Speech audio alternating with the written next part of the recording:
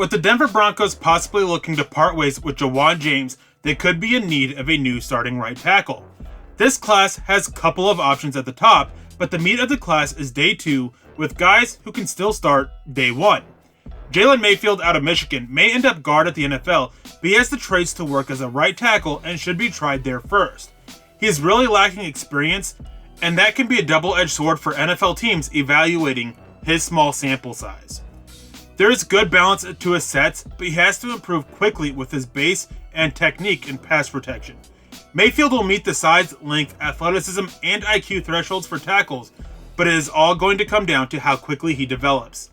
Cincinnati's James Hudson is a prospect with the length and attitude to be a bully in the NFL, and the type of guy you want on your team. Teams will need to keep him in check and not have him go overboard during games, as he has drawn a few penalties and even an ejection as a result. The technique with Hudson has a sound base, but does have some bad habits that are going to need to be cleaned up.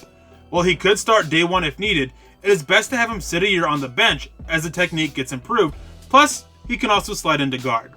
The top tackle of the class is Penei Sewell out of Oregon, and some big draft analysts have been suggesting that he might fall. If Denver does cut James and Sewell did fall to 9 overall, it is a selection that they would have to make.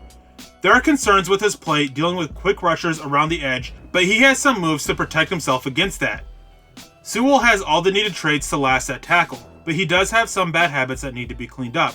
And the great news is that if for some reason he doesn't work out at tackle, he can naturally slide inside to guard.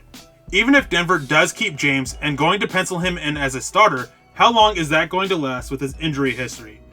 Denver also has to keep an eye out to find depth options and better the roster there because they got stressed at tackle this past season. For Mile High Huddle, I'm Eric Trickle.